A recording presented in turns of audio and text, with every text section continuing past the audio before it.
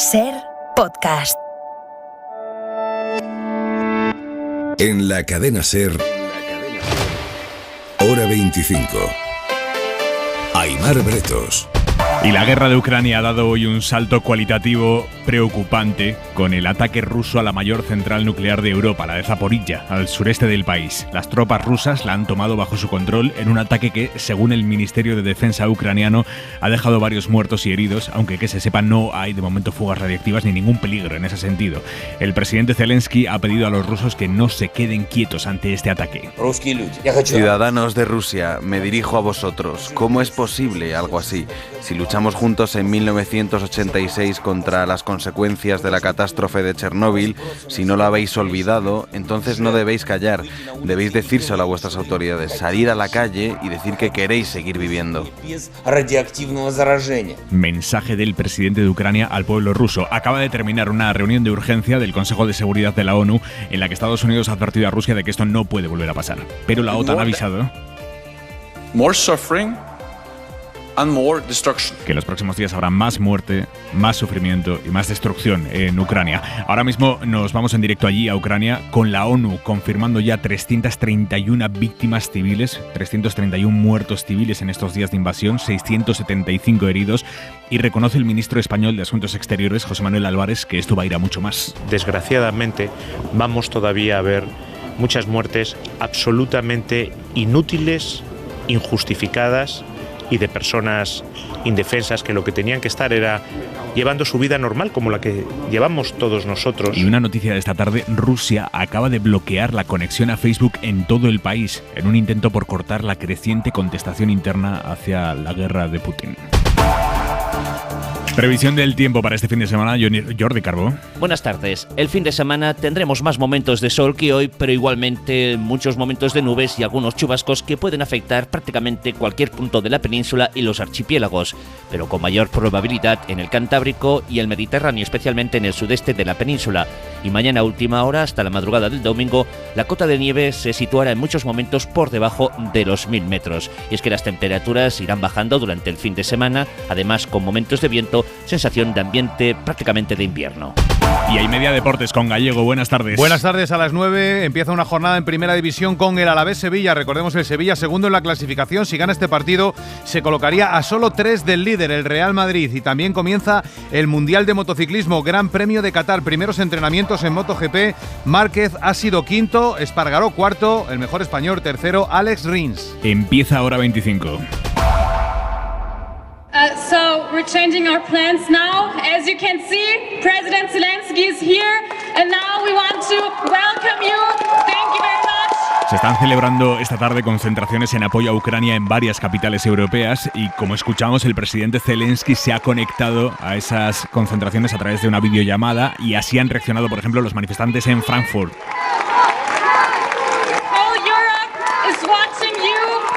Toda Europa os está mirando. Ha habido también movilizaciones en París, en Praga. Ha habido movilizaciones, por ejemplo, en la capital de Georgia. Un país que fue invadido también por Rusia, que ha pedido entrar a la Unión Europea.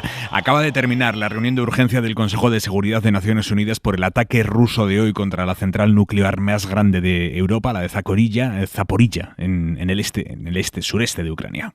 Russia's attack last night put Europe's largest nuclear power at grave risk. Un ataque que, según la representante de Estados Unidos ante la ONU, pone en peligro a todo el continente y la seguridad de la población de la propia Rusia, de Ucrania y de toda Europa.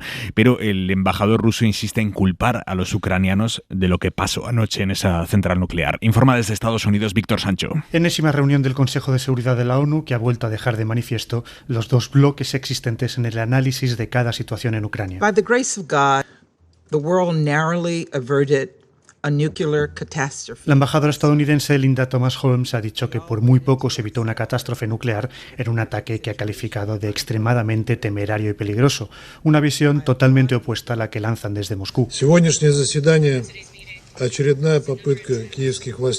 Su representante ante la ONU, Vasily Nevencia, ha asegurado que la situación actual es simplemente un nuevo episodio de la campaña de mentiras, desinformación e histeria artificial de Kiev, auspiciada por sus aliados occidentales. Según ha dicho, no hubo tal ataque a la central nuclear por parte del ejército ruso y sus tropas solo están allí para proteger la planta de posibles saboteadores. Y aquí en Europa, el jefe de la diplomacia comunitaria, Josep Borrell, acaba de advertir a Rusia. Es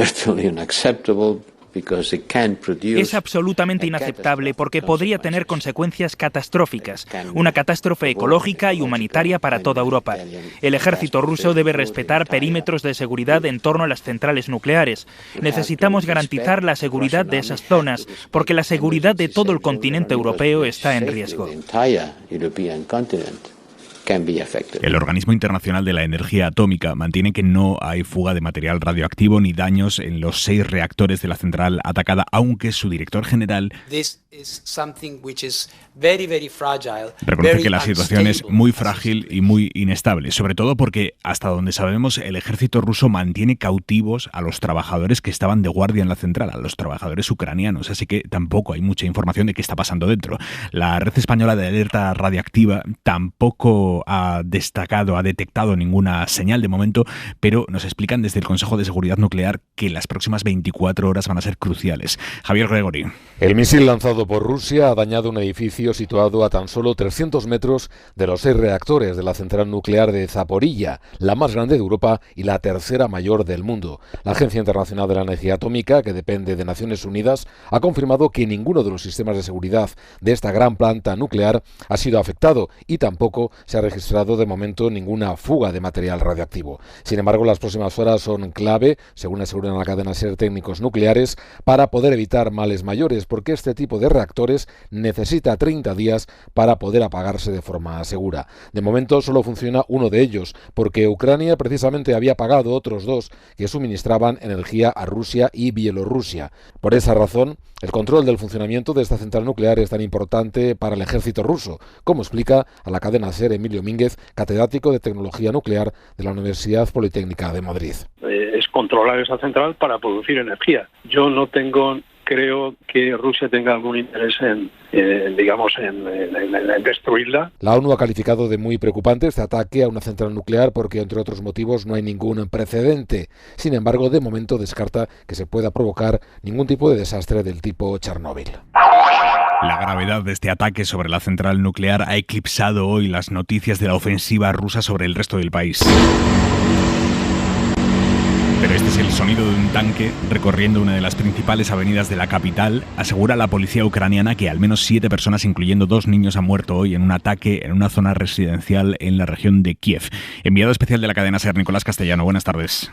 ¿Qué tal? Buenas tardes, Aimar. Sí, la imagen de ese tanque por esta avenida principal que comunica la Plaza Maidán con lo que es la estación de tren de Kiev ha sido una de las imágenes más impactantes y que representa esa militarización acelerada que están viviendo en las calles de esta ciudad. Cada vez se escuchan más explosiones, Aimar. De hecho, hace un ratito ha sonado una muy fuerte y ha destrozado un edificio que está bastante cerca de este hotel. También hemos escuchado sonidos de armas ligeras al norte, en el barrio cerca de la Universidad Politécnica. Los rusos están a tan solo 18 kilómetros ya al norte de Kiev y la ciudad sigue pues sumida en la psicosis.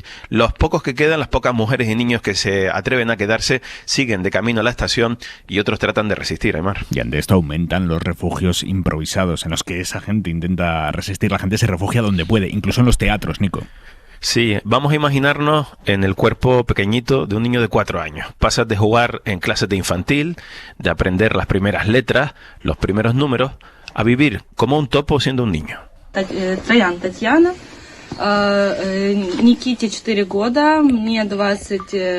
mamá tiene 28 años y ese pequeño, Nikita, 4, lee un cuento y su mamá nos dice que él mismo le pregunta muchas veces qué es eso que suena afuera, mamá, en referencia a las bombas, y que ella trata de engañarle. Amamos nuestro país y nunca hemos pensado que Rusia, nuestro vecino, pueda cometer un crimen contra Ucrania.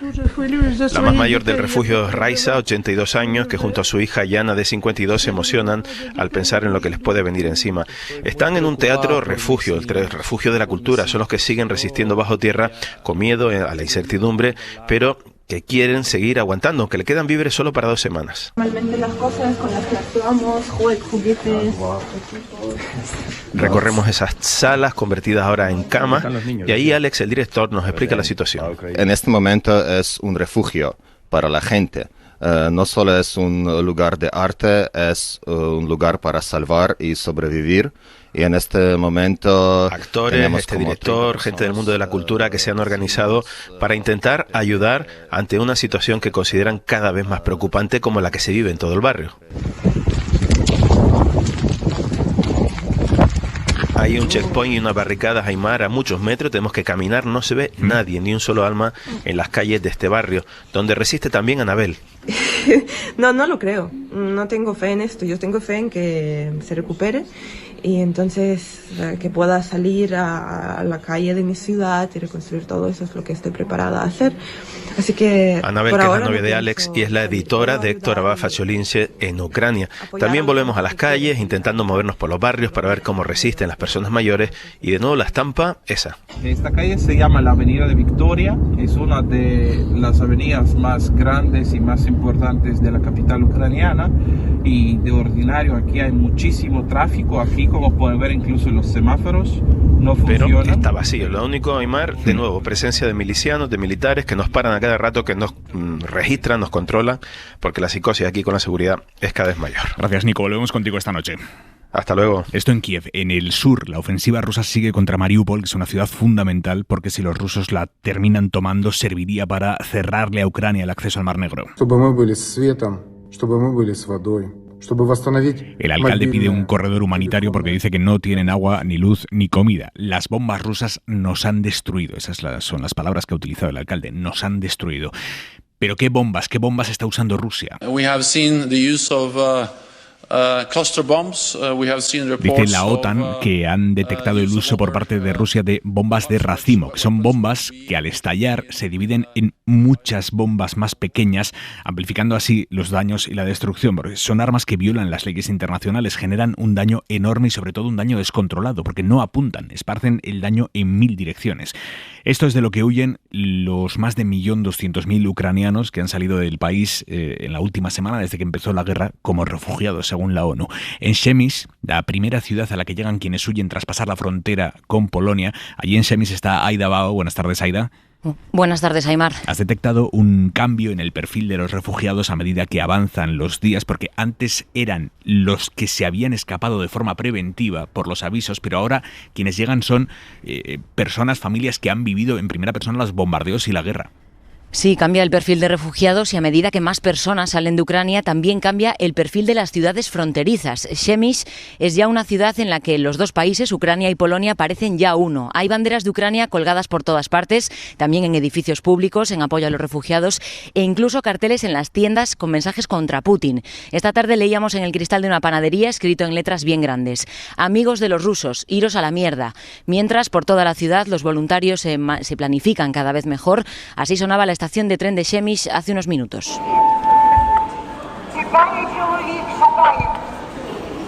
Una voluntaria con un megáfono organizaba las filas de personas que buscan un billete de tren para alejarse aún más kilómetros de esta guerra. Y allí, en la estación de tren, encontramos a Cristina, de la mano de su marido y de su hijo de 4 años.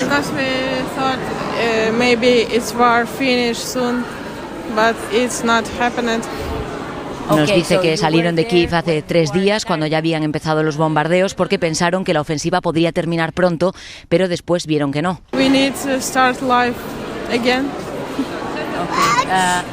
Ahora dice, tienen que empezar la vida otra vez, y cuando le decimos que igual pueden volver cuando todo termine, dice que sí, que igual sí, pero que para cuando puedan regresar no va a quedar nada de lo que conocían. Ahora intentan ir a Alemania, pero Ehsan, su marido,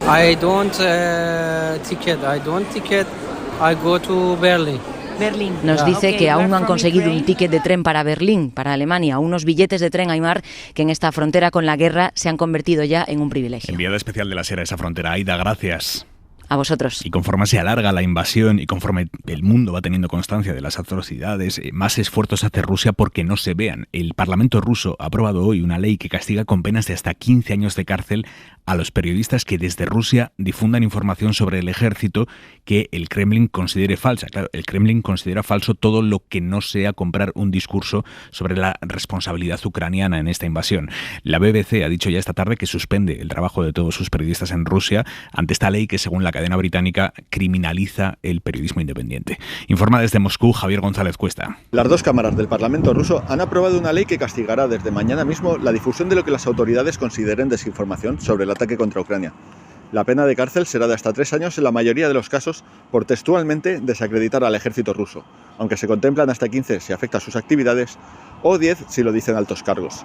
La ley también castigará con la cárcel apoyar las sanciones contra Rusia. Según el presidente de la Duma, se trata de proteger al país de los ataques extranjeros.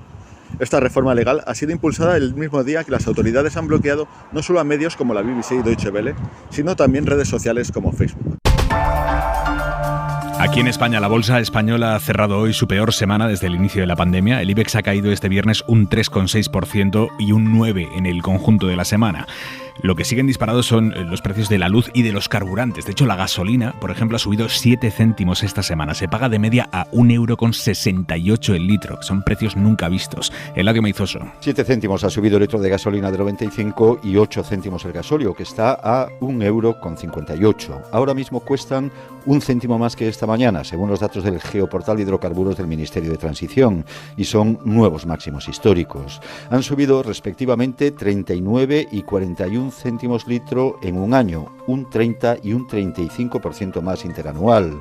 Significa que de media llenar un depósito de 50 litros cuesta 19,5 € más que hace un año si es de gasolina y 20,5 € más si es de gasóleo. Y en Portugal el gobierno se plantea tomar medidas que rebajen estos precios, los de los carburantes, descuentos y bajadas de impuestos. Corresponsal en Lisboa, Lucas Font, buenas tardes. Buenas tardes. Las previsiones aquí en Portugal apuntan a una subida de 14 céntimos por litro en el precio del gasoil a partir de la semana que viene y de 8 céntimos en el caso de la gasolina, unas subidas históricas que situarán el precio medio a casi 1,90 € el litro en los dos combustibles. Estamos analizando nuevas medidas y un refuerzo de las que ya hemos puesto en marcha, ha dicho el secretario de Estado de Energía. Entre ellas, el Ejecutivo contempla la ampliación de los descuentos que desde noviembre reciben los conductores de 5 € mensuales, aunque el gobierno advierte de que será muy difícil evitar el aumento de los precios con la crisis actual. Portugal es uno de los países de la Unión Europea donde más caros son los combustibles, debido en parte a los altos impuestos que representan casi el 60% del precio final. Han despegado ya esta tarde los 2 primeros aviones españoles con las armas que nuestro país está enviando a Ucrania. Son 1.370 lanzagranadas, 700.000 cartuchos para ametralladoras y fusiles. Son armas que van a llegar a un aeropuerto polaco cerca de la frontera, donde lo recogerá el ejército ucraniano. Son, en principio, 4 aviones, 2 han salido ya, los otros 2 lo harán mañana. Y el miércoles va a comparecer en el Congreso la ministra de Defensa, Margarita Robles, para explicar este envío de armas. Un envío al que el gobierno está intentando darle un perfil sumamente bajo. No han convocado a los medios de comunicación para el envío. Desde la base de Albacete tampoco han enviado después un comunicado detallando exactamente qué iban esos aviones. Un envío que ha generado importantes discrepancias dentro del gobierno, pero específicamente dentro de Unidas Podemos. Yolanda Díaz respaldando la decisión del presidente, Yone Belarra e Irene Montero criticándola. Lo que tenemos que priorizar es, frente a una escalada bélica, la negociación para la paz. Ahora necesitamos parar esta escalada bélica, pararle los pies a Putin, y la forma más efectiva, ya saben lo que pensamos, poner atención y respaldo internacional a las negociaciones que se están produciendo entre Rusia y Ucrania y ser capaces de poner cuanto antes un alto el fuego inmediato y las bases para la paz. Palabras de la ministra Irene Montero. La portavoz del Gobierno, Isabel Rodríguez, ha insistido en que no es el momento de andarse con debates nacionales. Creo que estamos ante un desafío de gran magnitud, ante una situación en el contexto de la política internacional tan grande que estar mirándonos el ombligo y estar en lo doméstico, desde luego, no parece quizás lo más importante. Aquí hay que estar con altura y grandeza de miras. Es la actitud que tiene el Gobierno de España. Hora 25. Aimar Bretos. El gobierno no va a impulsar, por ahora al menos, la eliminación o acotación de la inviolabilidad de la que disfruta el rey en España, el jefe del Estado. Esa inviolabilidad que es uno de los motivos por los que la Fiscalía ha dado carpetazo esta semana a las investigaciones sobre la supuesta corrupción del rey emérito, Juan Carlos I.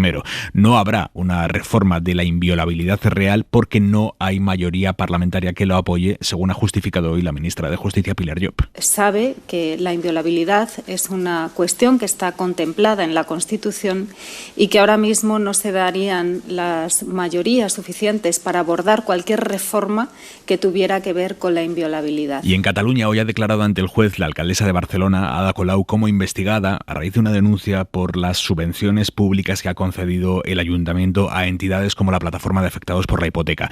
Entidades que ya recibían dinero público antes de que llegara Colau al ayuntamiento, pero ahora una asociación denuncia, una asociación por cierto bastante opaca, denuncia a la alcaldesa por supuesta prevaricación y tráfico de influencias. Ella ha negado haber influido para las entidades, para que estas entidades recibieran ayudas.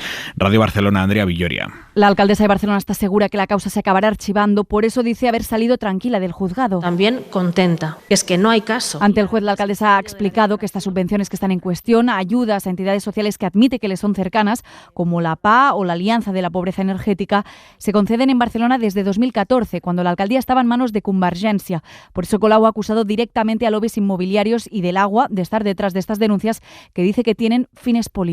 Que si con todas estas acciones, que ya van más de 10 querellas archivadas, pretenden intimidarnos, van a conseguir exactamente lo contrario. Fuentes fiscales admiten que la causa es idéntica en un 99,9% a la que en julio ya archivaron porque no había delito. Mañana irá a Melilla el ministro del Interior, Fernando Grande Marlaska, a reunirse con la delegada del Gobierno y con los mandos operativos de la Policía y la Guardia Civil allí para analizar qué está pasando esta semana, por qué se suceden día sí y día también los saltos a la valla protagonizados por miles de migrantes. Ayer entraron 350, antes de ayer lo consiguieron 500, hoy se ha frenado un salto de unas 1.000 personas y aún así Marlaska mantiene que la coordinación con Marruecos es perfecta. La cooperación y la coordinación es excelente, que estamos trabajando, que surgen en algún momento, desgraciadamente, situaciones extraordinarias y excepcionales que tenemos que encarar, que estamos evaluando las circunstancias y siempre mejorando. Y un juzgado de Valladolid está investigando ya la muerte de un adolescente de 14 años en un centro de menores. Un chaval que murió después de que los guardias de seguridad lo redujeran y lo esposaran, según han explicado, porque en ese momento el crío tenía una conducta violenta. La Junta ha abierto también una investigación interna. Radio Valladolid, Manuel Rodríguez. El asunto está siendo ya investigado por la Fiscalía y la Consejería de Familia ha abierto una investigación interna. Según informa la propia Consejería, este joven protagonizó anoche un episodio de conducta violenta con insultos, amenazas y agresiones a los educadores de este centro Zambrana, por lo que tuvieron que intervenir los servicios de seguridad que lo redujeron y lo esposaron. Así lo explicaba la consejera de Familia, Isabel Blanco. Se procede a actuar por los agentes de seguridad para tranquilizarlo y tratar de solventar la situación como había ocurrido otras veces y finalmente con medidas mecánicas que en este caso son las esposas. Está previsto que mañana se le realice la autopsia para saber exactamente las causas de su muerte. Y nos queda la mirada de Xavi Vidal-Folk.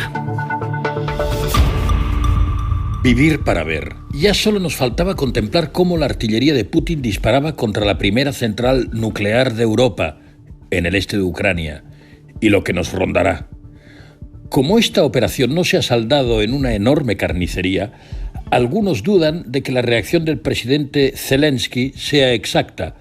Ha calificado el hecho como un acto de terrorismo nuclear. Vamos a ver.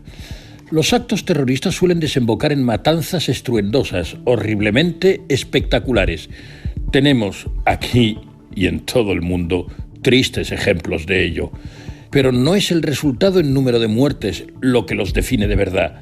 Para que un acto sea terrorista, basta con que entrañe gran violencia, que ataque a una instalación estratégica o simbólica y que produzca grandes efectos visuales que sean capaces de aterrorizar a la población, de hacer que todos teman por sus vidas, de prefigurar un exterminio. El presidente ucranio tiene razón. Es terrorismo. Probablemente Putin no deseó que la central nuclear estallase al completo. Habría matado a tantos rusos como ucranios. Pero atención, en estas cuestiones tan delicadas y peligrosas, los márgenes de error se miden por milímetros o por el grosor de un cabello. En eso radica también lo terrorífico que es jugar a la guerra. Suscríbete a Hora 25. Todos los episodios y contenidos adicionales en la app de Cadena SER y en nuestros canales de Apple Podcast, Spotify, iVoox, Google Podcast y YouTube. Escúchanos en directo en la SER de lunes a viernes a las 8 de la tarde. Cadena SER. La radio.